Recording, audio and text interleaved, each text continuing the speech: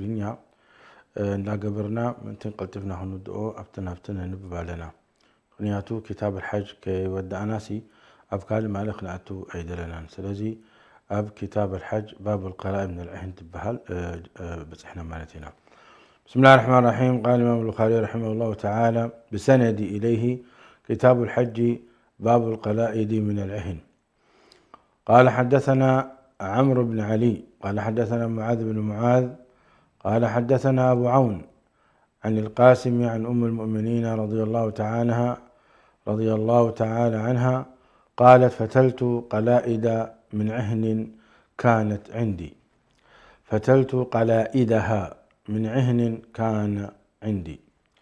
باب تقليد النعل.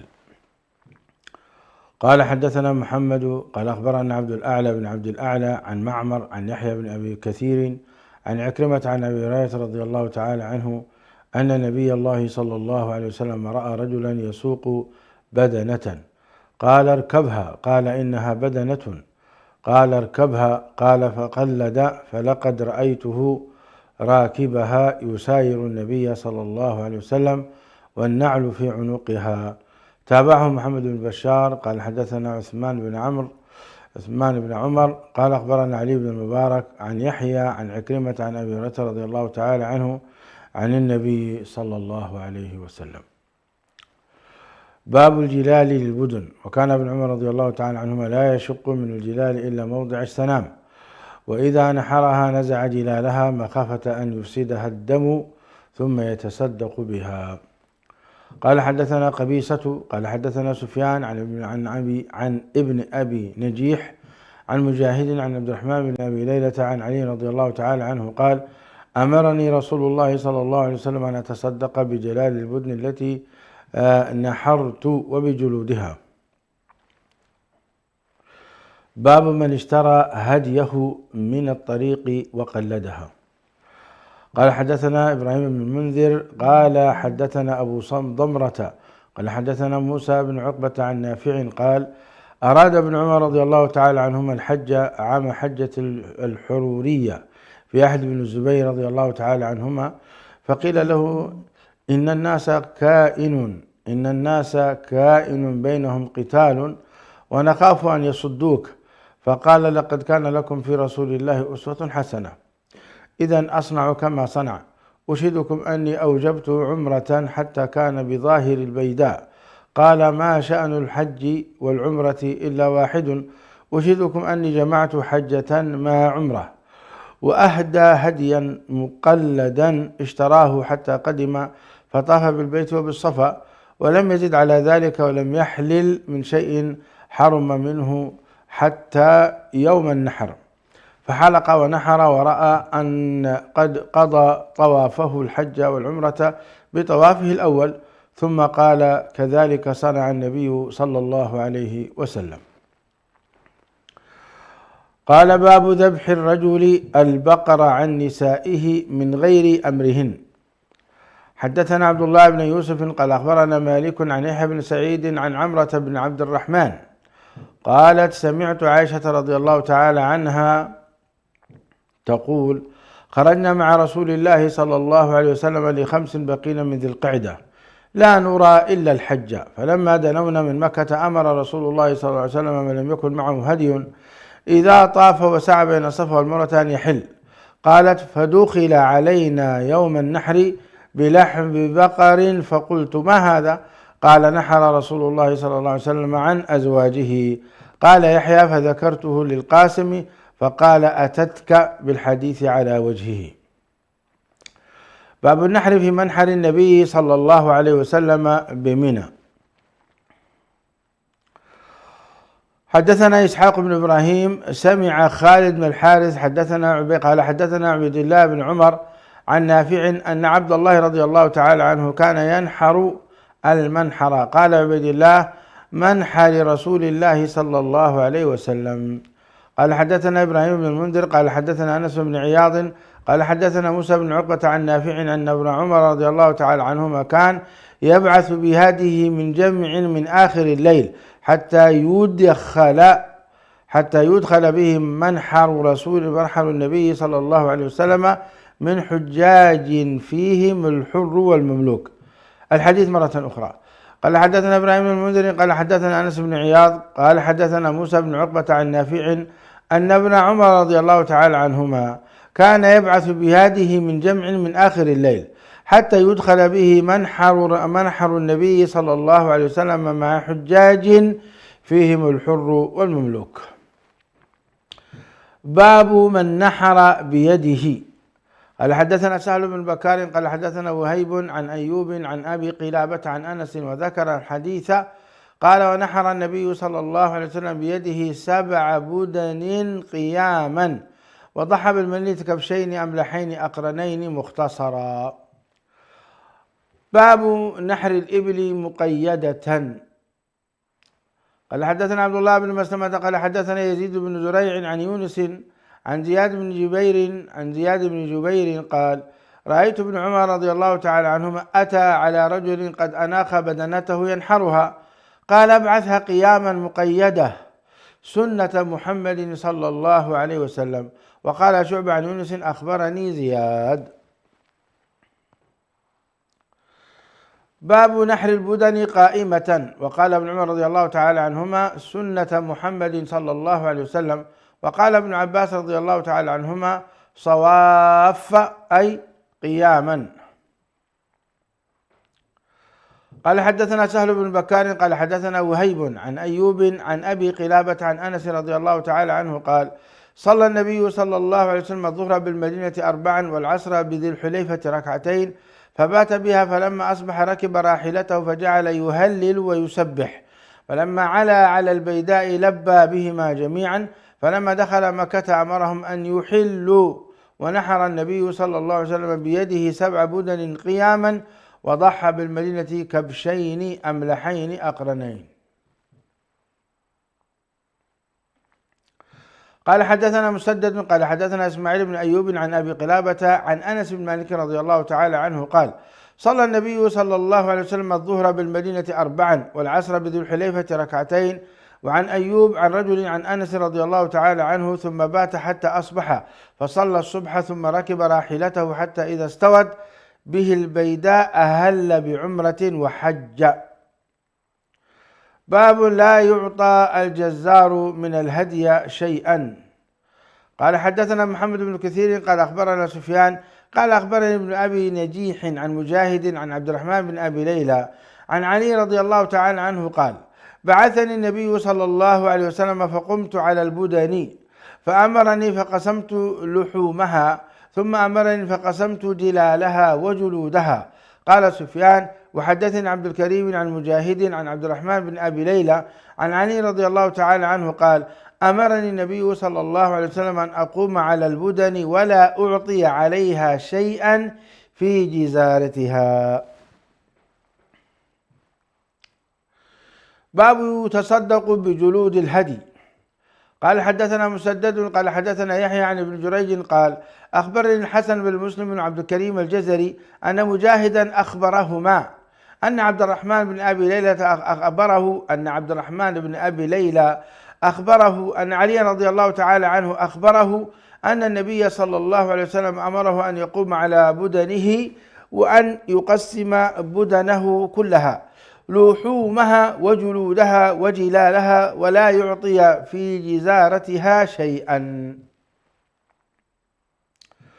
باب يتصدق بجلال البدن. قال حدثنا ابن نعيم قال حدثنا سيف بن أبي سليمان قال سمعت مجاهدا يقول حدثني ابن أبي ليلة أن علي رضي الله تعالى عنه قال أهدى النبي صلى الله عليه وسلم 100 بدنة فأمرني بلحومها فقسمتها ثم أمرني بجلالها فقسمتها ثم بجلودها فقسمتها.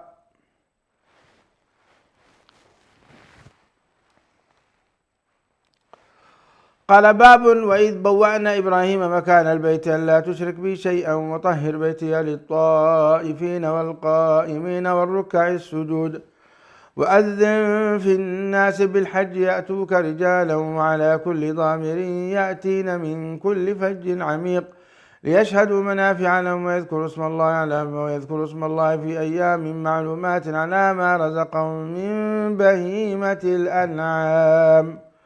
فكلوا منها وأطعموا البائس الفقير ثم ليقضوا تفثهم وليوفوا نذورهم وليطوفوا بالبيت العتيق ذلك ومن يعظم حرمات الله وهو خير له عند ربه وما يأكل من البدن وما يتصدق. وقال عبيد الله أخبرني نافع عن ابن عمر رضي الله تعالى عنهما لا يؤكل من جزاء الصيد والنذر ويؤكل مما سوى ذلك. وقال عطاء يأكل ويطعم من المتعة.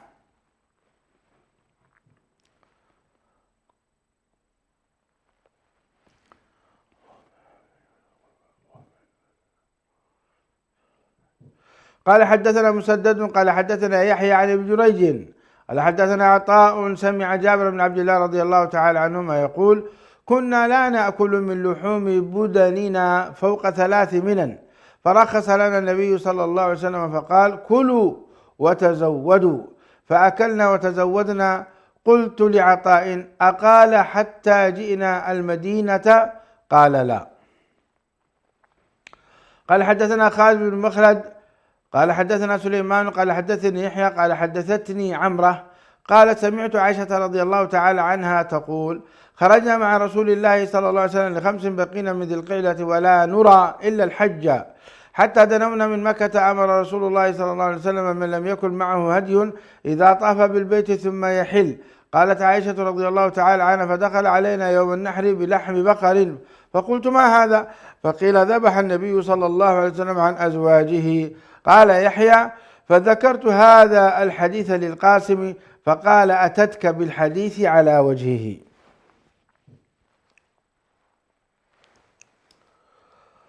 باب الذبح قبل الحلق.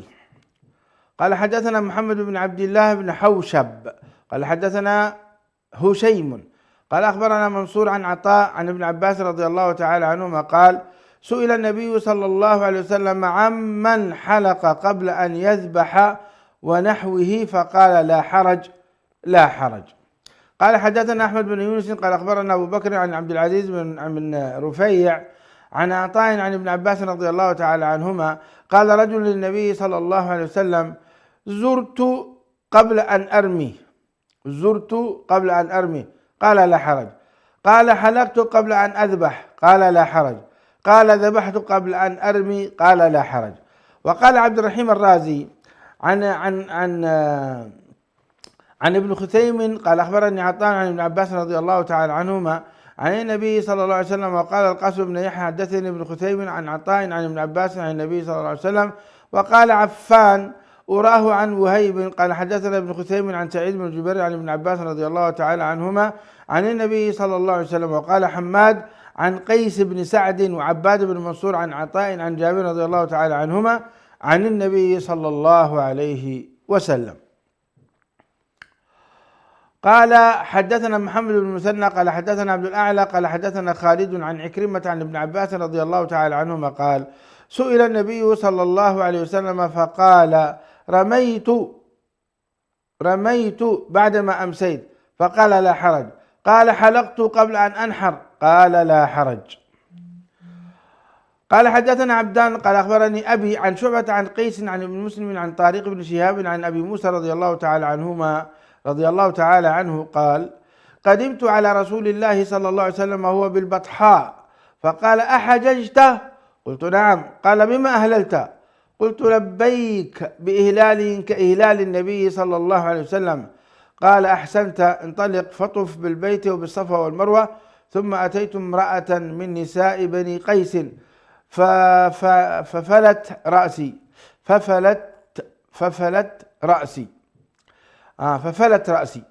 نعم. ثم أتيت امرأة من نساء بني قيس ففلت رأسي ثم أهللت بالحج فكنت أفتي به الناس حتى خلافة عمر رضي الله تعالى عنه فذكرته له فقال إن نأخذ بكتاب الله فإنه يأمرنا بالتمام وإن نأخذ بسنة رسول الله صلى الله عليه وسلم فإن رسول الله صلى الله عليه وسلم لم يحل حتى بلغ الهدي محله. باب من لبد رأسه عند الإحرام وحلق. قال حدثنا عبد الله بن يوسف قال أخبرنا مالك عن نافع عن ابن عمر عن حفصة رضي الله تعالى عنهم أنها قالت يا رسول الله ما شأن النساء حلوا بعمرة ولم تحلل أنت من عمرتك؟ قال إني لبدت رأسي وقلدت هدي فلا أحل حتى أنحر. باب الحلق والتقصير عند الإحلال. قال حدثنا أبو اليمان قال أخبرنا شعيب عن أبي حمزة قال نافع كان ابن عمر رضي الله تعالى عنهما يقول حلق رسول الله صلى الله عليه وسلم في حجته.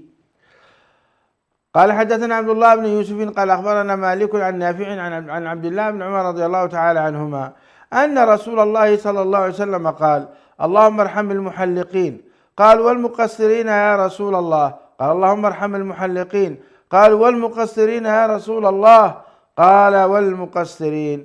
وقال ليث حدثني نافع رحم الله المحلقين مرة أو مرتين. قال وقال عبيد الله حدثني نافع وقال في الرابعة والمقصرين.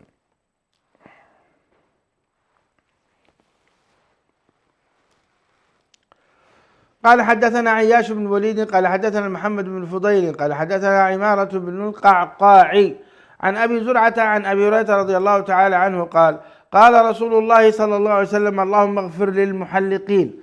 قالوا وللمقصرين؟ قال اللهم اغفر للمحلقين. قالوا وللمقصرين؟ قالها ثلاثا. قال وللمقصرين. قال حدثنا عبد الله بن محمد بن أسماء قال حدثنا جويرية بن أسماء عن نافع أن عبد الله قال حلق النبي صلى الله عليه وسلم وطائفة من أصحابه وقصر بعضهم.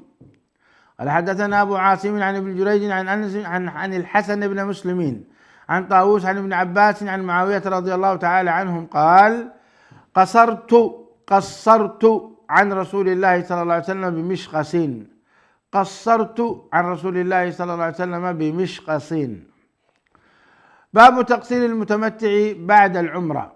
قال حدثنا محمد بن أبي بكر قال حدثنا فضيل بن سليمان قال حدثنا موسى بن عقبة قال أخبرني كريب عن ابن عباس رضي الله تعالى عنهما قال لما قدم النبي صلى الله عليه وسلم مكة أمر أصحابه أن يطوفوا بالبيت وبالصفا والمروة ثم يحلوا ويحلقوا أو يقصروا.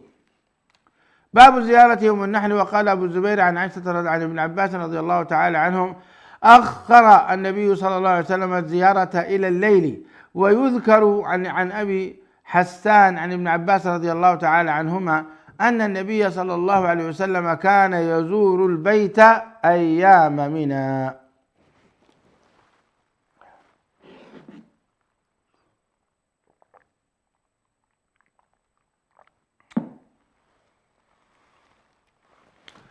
وقال لنا أبو نعيم حدثنا سفيان عن عبيد الله عن نافع عن ابن عمر رضي الله تعالى عنهما أنه طاف طوافا واحدا ثم يأتي منى يعني يوم النحر.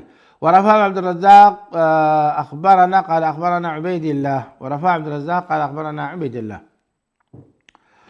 قال حدثنا يحيى بن بكير قال حدثنا الليث عن جعفر بن ربيعة عن الأعرج قال حدثني أبو سلمة بن عبد الرحمن أن عائشة رضي الله تعالى عنها قالت حججنا مع النبي صلى الله عليه وسلم فأفضنا يوم النحر فحاضت صفية فأراد النبي صلى الله عليه وسلم منها ما يريد الرجل من أهله فقلت يا رسول الله إنها حائض. قال حابستنا هي؟ قالوا يا رسول الله أفاضت يوم النحر. قال اخرجوا. ويذكر عن القاسم بن عروة والأسود عن عائشة رضي الله تعالى عنها أفاضت صفية يوم النحر. باب إذا رمى بعدما أمسى أو حلق قبل أن يذبح ناسيا أو جاهلا. قال حدثنا موسى بن إسماعيل قال حدثنا وهيب قال حدثنا ابن طاووس عن أبيه عن ابن عباس رضي الله تعالى عنهما أن النبي صلى الله عليه وسلم قيل له في الذبح والحلق والرمي والتقديم والتأخير فقال لا حرج. الحديث مرة أخرى.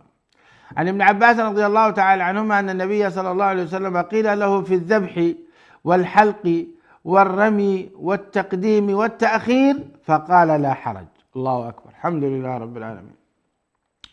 قال حدثنا علي بن عبد الله قال حدثنا يزيد بن زريع قال حدثنا خالد عن عكرمة عن ابن عباس رضي الله تعالى عنهما قال كان النبي صلى الله عليه وسلم يسأل يوم النحر بمنى فيقول لا حرج فسأله رجل فقال حلقت قبل أن أذبح، قال اذبح ولا حرج. وقال رميت بعدما أمسيت، فقال لا حرج. باب الفتيا على الدابة عند الجمرة. قال حدثنا عبد الله بن يوسف قال أخبرنا مالك عن ابن شهاب عن عيسى بن طلحة عن عبد الله بن عمرو أن رسول الله صلى الله عليه وسلم وقف في حجة الوداع فجعلوا يسألونه، فقال رجل لم أشعر فحلقت قبل أن أذبح، قال اذبح ولا حرج. فجاء آخر فقال لم أشعر فنحرت قبل أن أرمي، قال ارمي ولا حرج. فما سئل يومئذ عن شيء قدم ولا أخر إلا قال افعل ولا حرج. قال حدثنا سعيد بن يحيى بن سعيد قال حدثنا أبي قال حدثنا ابن جريج قال حدثنا الزهري عن عيسى بن طلحة عن عبد الله بن عمرو بن العاص رضي الله تعالى عنه حدثنا أنه شهد النبي صلى الله عليه وسلم يخطب يوم النحر فقام إليه رجل فقال كنت أحسب أن كذا قبل كذا، ثم قام آخر فقال كنت أحسب أن كذا قبل كذا، حلقت قبل أن أنحر، نحرت قبل أن أرمي وأشبه ذلك. فقال النبي صلى الله عليه وسلم افعل ولا حرج لهن كلهن، فما سئل يومئذ عن شيء إلا قال افعل ولا حرج.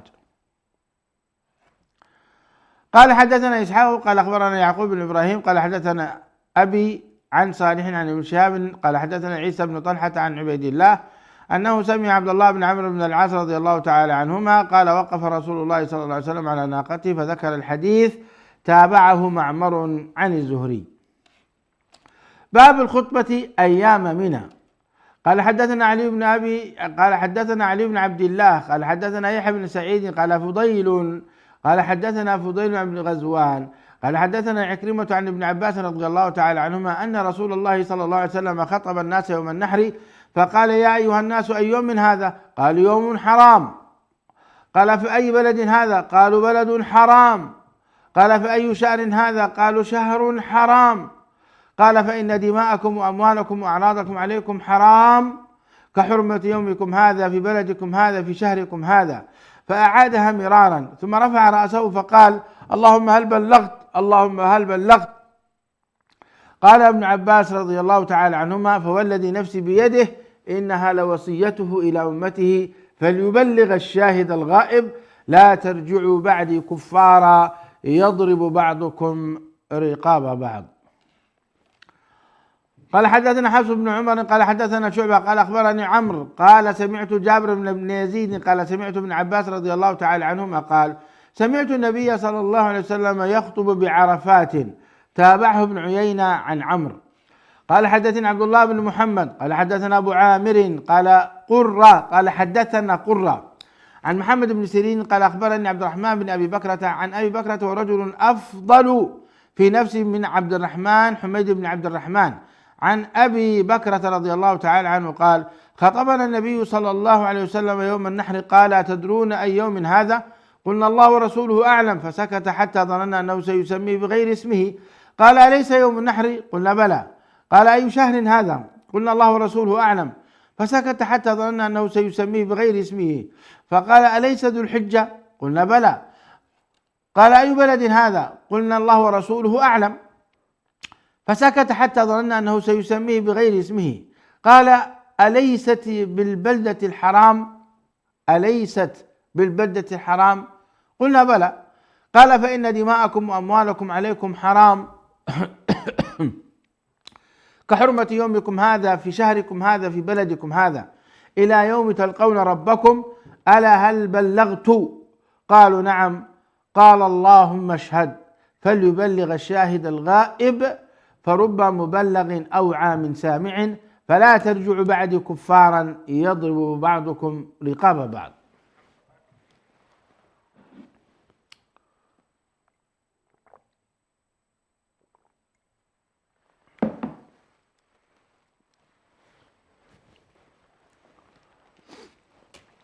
قال حدثنا محمد بن المثنى قال حدثنا يزيد بن هارون قال أخبرنا عاصم بن محمد بن يزيد عن أبيه عن ابن عمر رضي الله تعالى عنهما قال النبي صلى الله عليه وسلم بمنى تدرون أي يوم هذا؟ قالوا الله ورسوله أعلم. فقال إن هذا يوم حرام. فتدرون أي بلد هذا؟ قالوا الله ورسوله أعلم. قال بلد حرام أفتدرون أي شهر هذا؟ قالوا الله ورسوله أعلم. قال شهر حرام. قال فإن الله حرم عليكم دماءكم وأموالكم وأعراضكم كحرمة يومكم هذا في شهركم هذا في بلدكم هذا. وقال هشام بن الغاز أخبرني نافع عن ابن عمر رضي الله تعالى عنهما وقف النبي صلى الله عليه وسلم يوم النحر بين الجمرات في الحجة التي حج بهذا وقال هذا يوم الحج الأكبر. فطفق النبي صلى الله عليه وسلم يقول اللهم اشهد وودع الناس فقالوا هذه حجة الوداع. باب هل يبيت أصحاب السقاية أو غيرهم بمكة ليالي منى؟ كتاب الحج. نعم.